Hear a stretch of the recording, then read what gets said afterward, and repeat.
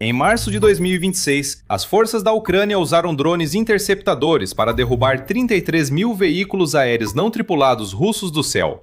Não ao longo de um ano, não durante toda uma guerra, em um único mês do calendário. Esse número é tão grande que quase deixa de fazer sentido, até você descobrir que quando a Ucrânia iniciou isso há 4 anos, a resposta para a pergunta "quantos drones a Ucrânia tem?" era praticamente nenhum.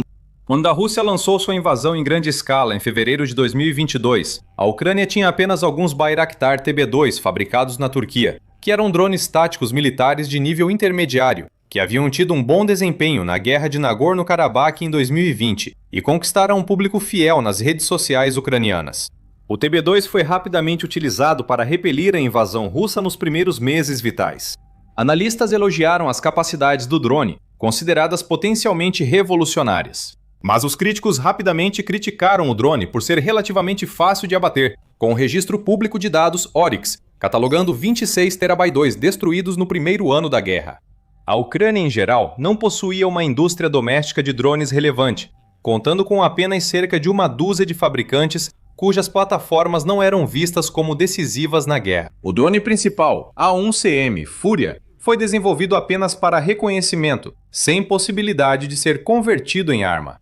E o R-18, que podia ser equipado com uma granada de cerca de 1,5 kg e voava apenas uns 5 km durante 45 minutos, tempo demais para ser realmente útil. A situação era igualmente grave em outros lugares. Como a Força Aérea da Ucrânia estava voando com jatos soviéticos antigos, sua defesa aérea dependia de baterias S-300 da mesma época, e sua capacidade de atingir o território russo, além da linha de frente, se limitava a alguns poucos mísseis balísticos da era soviética. Enquanto isso, a indústria de drones da Rússia já existia há pelo menos 15 anos, produzindo drones de reconhecimento de curto alcance, vigilância de longo alcance e até modelos kamikaze. Em resumo, a Ucrânia começou em grande desvantagem, mas isso mudou rapidamente. 4 anos depois, a Ucrânia produziu cerca de 5 milhões de drones em 2025, o que, segundo a Bloomberg, superou a produção combinada de todos os países membros da OTAN. E o país tem um plano ousado para aumentar esses números de produção para mais de 7 milhões em 2026. Cada um desses sistemas foi projetado, aprimorado ou reinventado sob condições reais de combate, contra um dos ambientes de guerra eletrônica mais sofisticados do mundo. Esta é uma história sobre o que acontece quando necessidade, talento em engenharia e urgência existencial colidem, e o que isso significa para todas as forças armadas do mundo que observam de fora. Para entender como isso ocorreu, vamos analisar a estrutura construída pela Ucrânia. Kiev passou de cerca de 10 fabricantes antes da guerra para centenas de produtores de drones, apoiados pelo Centro de Tecnologia de Defesa Brave One, patrocinado pelo governo. É um mercado nacional, onde unidades da linha de frente encomendam drones, sensores e plataformas robóticas de fabricantes certificados e fornecem feedback em tempo real do campo de batalha, que vai direto para o desenvolvimento de novos protótipos. O programa Army of Drone State oferece incentivos financeiros, premiando fabricantes e unidades por resultados comprovados no campo de batalha. O ciclo de feedback positivo entre os soldados que usam os drones e os engenheiros que os constroem permitiu que a Ucrânia colocasse em combate novos modelos de drones, antenas aprimoradas e firmware resistente à guerra eletrônica em questão de semanas. Isso é mais rápido do que o processo de aquisição russo, mas também mais rápido do que qualquer processo de aquisição ocidental que exista atualmente. Neste ecossistema, a Ucrânia criou uma arquitetura de drones em 3 camadas. Existem 3 categorias de sistemas, cada uma com função específica no campo de batalha, e uma plataforma principal que define suas capacidades. Em 2026, o primeiro nível, que a Ucrânia classifica como tipo 1, abrange drones FPV de curto alcance e quadricópteros projetados para combate próximo, reconhecimento e até mesmo interceptação aérea. O sistema emblemático aqui é o Shrike FPV, um quadricóptero de fibra de carbono capaz de carregar uma ogiva de 2,5 kg e atingir velocidades de mais de 120 km por hora, ou atacar alvos a vários quilômetros de distância. As variantes interceptadoras são feitas para subir várias centenas de pés e colidir com drones russos como Orlan 10 e Zala, geralmente custando menos de $500 cada. Esse último número é crucial.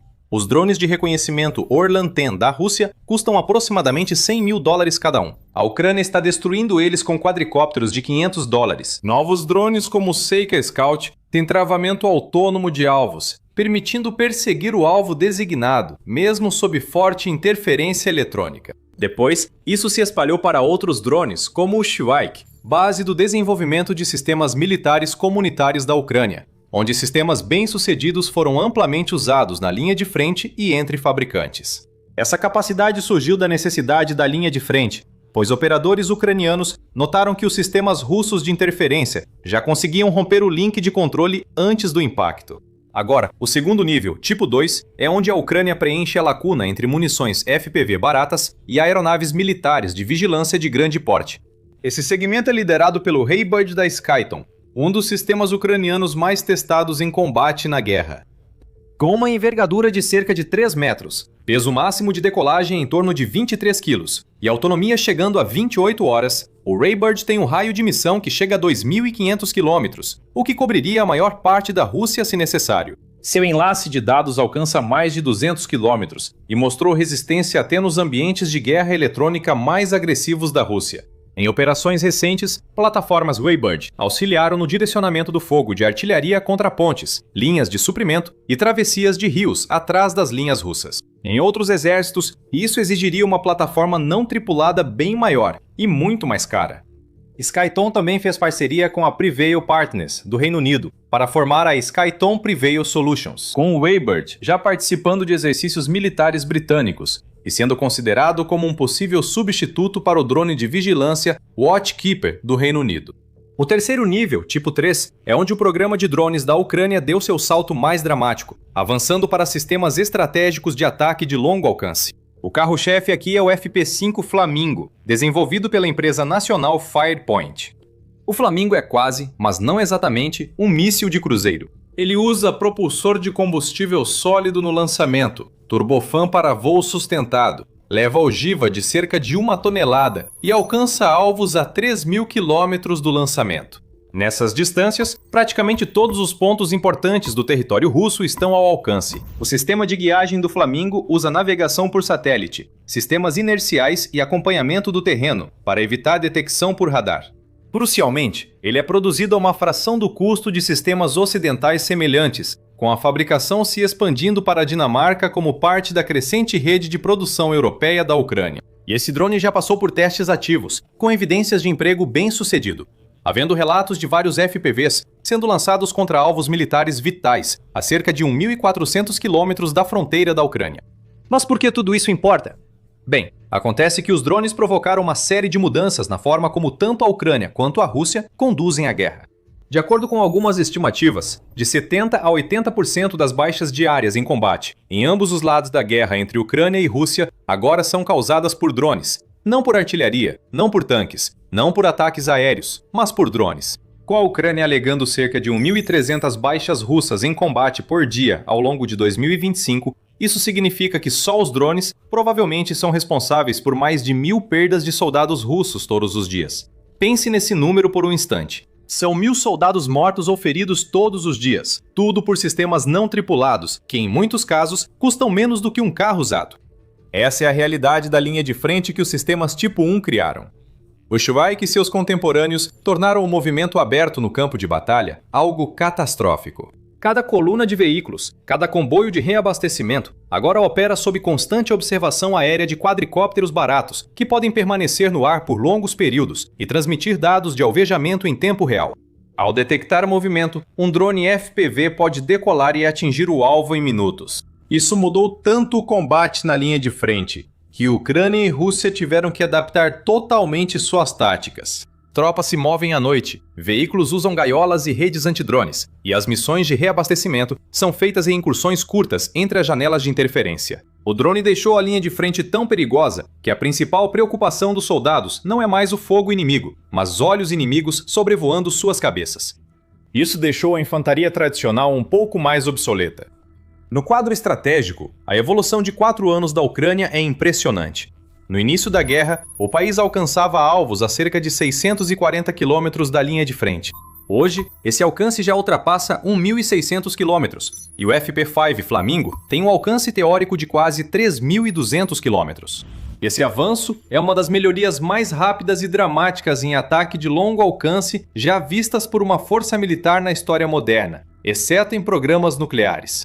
O marco dessa transformação é a operação que, talvez mais do que qualquer outra, demonstrou o que a Ucrânia havia construído, que aconteceu em 1º de junho de 2025, Operação Teia de Aranha. Para contextualizar, 1º de junho é o Dia da Aviação de Transporte Militar na Rússia, um feriado para a Força Aérea Russa. A Ucrânia escolheu este dia para mostrar seu poder militar por um motivo. Em uma operação coordenada, planejada durante 18 meses, o Serviço de Segurança da Ucrânia contrabandeou 117 drones FPV para o território russo. Em compartimentos escondidos sob tetos de caminhões de carga comuns, transportavam supostos módulos habitacionais pré-fabricados. Motoristas de caminhão civis, contratados por canais normais de frete e sem saber o que levaram esses caminhões para locais próximos a 5 bases aéreas russas. Belaya em Irkutsk, no coração da Sibéria, Olenia perto de Murmansk, no Círculo Polar Ártico, e Agilivo perto de Ryazan, a apenas 160 quilômetros do centro de Moscou, Ivanovo-Severny, a nordeste de Moscou, e Ukrainka, no extremo oriente russo. No horário combinado, os tetos das casas móveis foram abertos remotamente ao mesmo tempo em 5 fusos, lançando todos os drones para as áreas de estacionamento das aeronaves. Os resultados foram extraordinários. De acordo com autoridades ucranianas e corroborado por imagens de satélite analisadas pela Janes Intelligence e outras organizações de OSINT, 41 aeronaves foram destruídas ou danificadas, incluindo 2 bombardeiros estratégicos 95 EM-222M3 e raras aeronaves A-50 de alerta aéreo antecipado e controle. A Ucrânia disse que o ataque danificou cerca de 1/3 dos porta-mísseis de cruzeiro estratégicos da Rússia em suas principais bases aéreas. Essas plataformas, avaliadas em 7 bilhões de dólares, foram destruídas por drones que custaram uma fração desse valor. O presidente russo Vladimir Putin alertou sobre retaliação. Donald Trump ligou para Putin e conversaram por 75 minutos sobre o ataque. A mídia estatal russa, como a Pravda, destacou que ataques a aeronaves com capacidade nuclear cumprem condições para uso de armas nucleares, segundo a doutrina russa. Crucialmente, toda a frota de bombardeiros estratégicos russos teve que se dispersar e se ocultar parcialmente, causando grande interrupção na capacidade de Moscou de lançar mísseis de cruzeiro contra cidades ucranianas por anos. Esses eram os drones táticos de menor nível da Ucrânia, FPVs projetados para combates de curto alcance, e eles se tornaram uma das armas estratégicas mais eficazes em questão de um dia.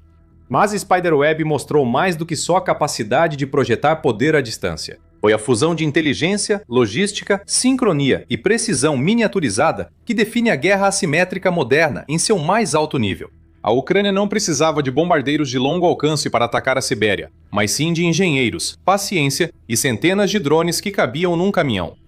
Agora, se você quiser mais análises e ficar por dentro das incríveis vitórias que a Ucrânia continua conquistando, não deixe de se inscrever no The Military Show. Divulgamos vídeos diários sobre os principais eventos de conflitos armados. Então, trazendo isso para hoje, as implicações do que a Ucrânia construiu estão se espalhando muito além da Europa Oriental.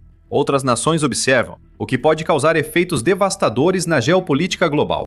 Autoridades do Ministério da Defesa da Ucrânia confirmaram no fim de abril de 2026 que países do Oriente Médio e do Golfo buscam ativamente sistemas de drones interceptores para a guerra em curso com o Irã, como parte de uma arquitetura abrangente de defesa aérea. O Irã mantém há anos um dos arsenais de drones mais significativos do Oriente Médio, usando munições vagantes Shahed 136 e drones kamikaze Karsef para ameaçar Israel, Arábia Saudita e ativos dos Estados Unidos em toda a região. Em abril de 2024, o Irã lançou um ataque de saturação com mais de 300 drones e mísseis contra Israel em uma única noite. Israel e aliados interceptaram a maioria, mas o ataque revelou algo que preocupa cada vez mais os planejadores de defesa em Tel Aviv e Washington. Um adversário determinado com muitos drones baratos pode sobrecarregar até os sistemas de defesa aérea mais avançados. A Ucrânia está perto de solucionar isso. Apesar de ainda usar doações ocidentais como baterias Patriot, Iris-T e Nassans, esses equipamentos são reservados para ameaças maiores, como mísseis balísticos ou aeronaves tripuladas. Na maioria das vezes, drones interceptadores baratos, descartáveis e adaptáveis têm feito grande diferença nas operações diárias. O Irã viu a Ucrânia montar esse sistema. A dúvida no Oriente Médio é o que ocorre se o Irã aplicar as lições da Ucrânia ao seu programa. A base industrial de defesa iraniana difere da ucraniana. mas ela é substancial, cada vez mais autossuficiente e já demonstrou a capacidade de produzir sistemas como a variante Shahed 238, movida a jato, e, segundo relatos, o drone furtivo Shahed 161, que surgiu no final de 2025. Se o Irã adotasse em larga escala drones interceptadores ou aplicasse táticas de saturação de FPV da Ucrânia à sua doutrina de drones defensivos, o novo confronto entre Israel e Irã pode tornar o conflito mais complexo e semelhante ao da Ucrânia.